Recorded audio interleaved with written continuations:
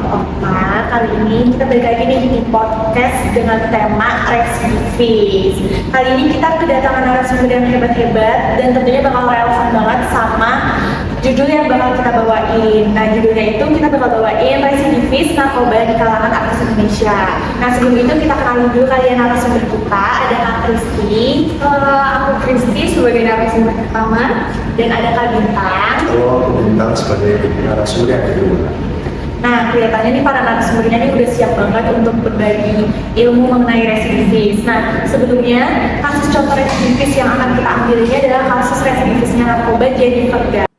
Informasi berikutnya, selebritas tanah air Jennifer Dunn kembali ditangkap Direktorat Narkoba Polda Metro Jaya. Jennifer tercatat sudah 3 kali ditangkap polisi atas kasus penggunaan narkoba. Jennifer ditangkap setelah memesan sabu kepada seorang pengedar berinisial FS. Ia ditangkap di rumahnya di Jalan Bangka 11C nomor 29 Mampang Perapatan, Jakarta Selatan. Polisi menemukan barang bukti di rumah Jennifer. Jennifer Dunn pertama kali ditangkap pada tahun 2005 karena memiliki ganja. Saat itu ia masih berusia 15 tahun. Selanjutnya pada Oktober 2009 ia kembali tersandung kasus yang sama. Ia ditangkap karena memiliki 7 butir ekstasi di rumahnya. Ia divonis 4 tahun penjara oleh Pengadilan Negeri Jakarta Barat. Jennifer Dunn atau yang sering dipanggil Jenny ini yang kita kenal adalah sebagai aktris Indonesia yang pernah terjerat kasus narkoba 3 kali. Awalnya Jenny ini ditangkap pada saat berusia 15 tahun pada tahun 2005 karena tersinggung memiliki ganja. Selanjutnya Jenny ditangkap pada tahun 2009 karena digerebek oleh polisi karena ketahuan melakukan PHC dan narkoba.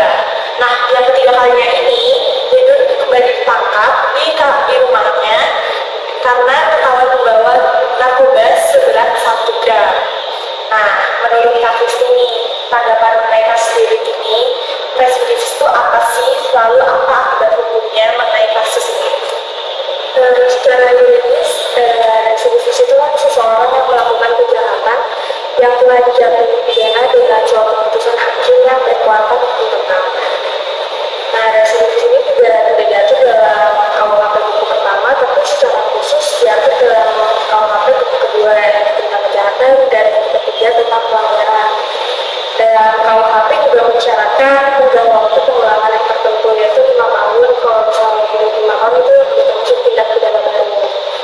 Dan seperti kasus Jenny ini atau sedikit ini berdahan, termasuk ke dalam residivis ini karena kasusnya itu sama, yaitu penyalahgunaan narkotika. Jadi pertama kali ditangkap pada tahun 2005 karena ketahuan memiliki ganja di rumahnya, dan kemudian di 2009 jadi kembali ditangkap kembali dan polisi menggerbek kosannya jadi di Jeruk ya betul, di sekitar Jakarta Selatan ya.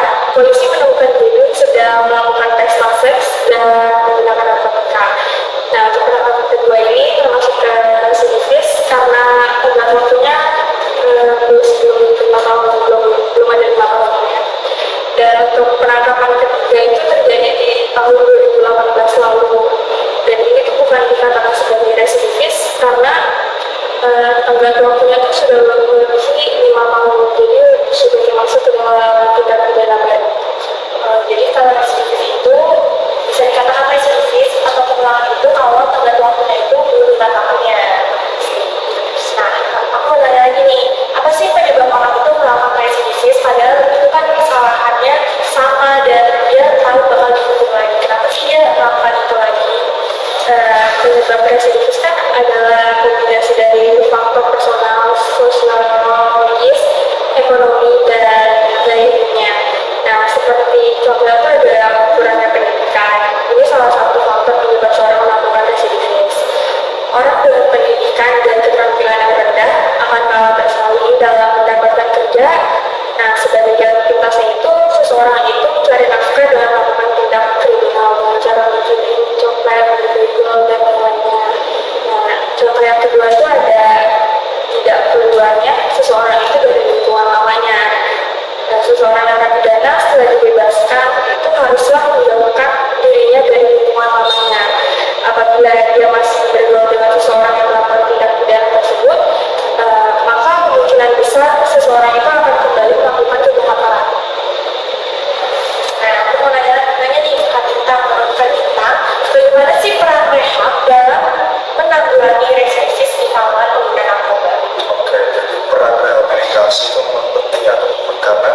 biasanya rehabilitasi itu terjadi pada para korban yang menggunakan narkoba penting untuk menjalani program rehabilitasi secara sempurna atau berkelanjutan. Dan rehabilitasi media sosial akan tetapi dilanjutkan dengan pendampingan baik dari keluarga maupun institusi yang menaunginya. Soal rehabilitasi ini juga diatur dalam undang-undang di Undang-Undang RI Nomor 35 Tahun 2009 tentang narkotika. Penetapan rehabilitasi bagi pecandu narkotika merupakan pidana alternatif yang dijatuhkan oleh hakim dan diperhitungkan sebagai masa menjalani hukuman. Dengan program rehabilitasi, maka mereka bisa abstinen atau berhenti mengkonsumsi narkoba. Selanjutnya mereka dilatih untuk bangun disiplin dan mengendalikan diri agar mengatasi dari potensi ketraumaannya untuk tidak mengkonsumsi narkoba lagi. Di samping itu, mereka juga mendapat mengelola fungsi sosialnya dengan baik. Nah, tetapi kembali lagi di kasus si Jedul ini, kemungkinan proses rehabilitasinya kurang optimal sehingga Jedul bisa mengalami untuk mengkonsumsi narkoba lagi. Meskipun kita tahu ada faktor internal dan eksternal yang mempengaruhi seseorang, tapi peran rehabilitasi itu juga sangat berpengaruh pada keadaan korban pasca direhabilitasi. Jadi juga harus tapi bagaimana sih sistem rehabilitasi bagi residivis pengguna narkoba itu sendiri? Rehabilitas merupakan proses pemulihan yang menggunakan narkoba dalam rangka untuk mengembalikan mereka menjadi warga masyarakat yang berguna. Rehabilitas menjadi alternatif pidana yang diterapkan bagi penyalahgunaan narkotika dengan cara tertentu. Jadi itu sembarang orang bisa melakukan rehabilitasi itu. Tetapi penyelenggaraan rehabilitasi itu bisa dilakukan oleh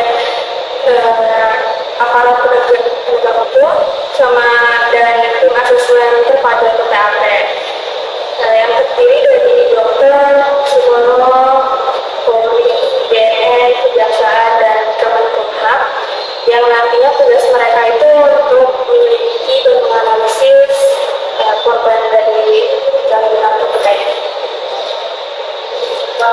Kita udah sampai di pertanyaan terakhir nih teman-teman. Di pertanyaan terakhir mungkin aku bisa berikan ke Kak Bintang. Menurut Kak Bintang sebagai mahasiswa hukum, bagaimana sih pandangan Kak Bintang terhadap kasus Jennifer Dunn? Oke, kalau si Jedul ini kan case-nya dia seorang public figure. Faktor internal dan eksternalnya juga tadi udah dijelaskan Kak Kristi. Tapi ya ini si Jedul ini untuk pakai narkoba ini adanya tekanan pekerjaan yang berat dan lingkungan pertemanan yang buruk sehingga si Jedul ini tertarik untuk mengkonsumsi narkoba lagi. Nah, kurang optimalnya rehabilitasi juga menjadi faktor dalam pengulangan residivis atau pengulangan penggunaan narkoba tadi.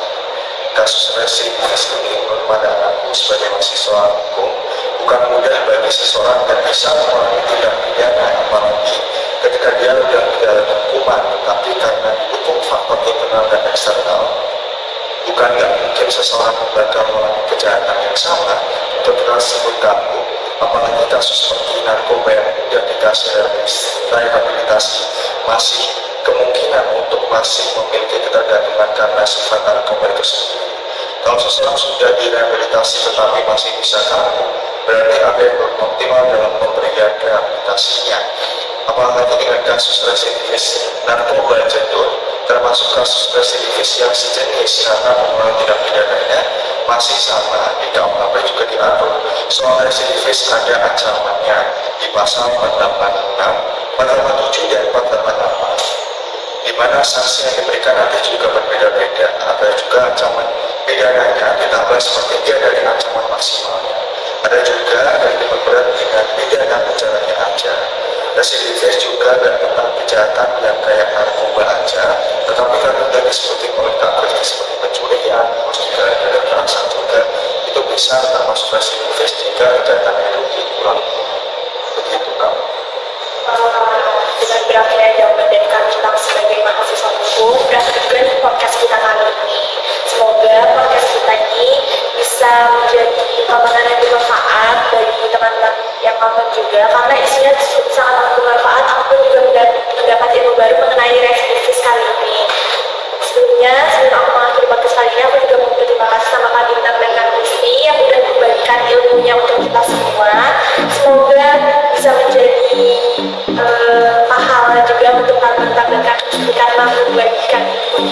Selain itu,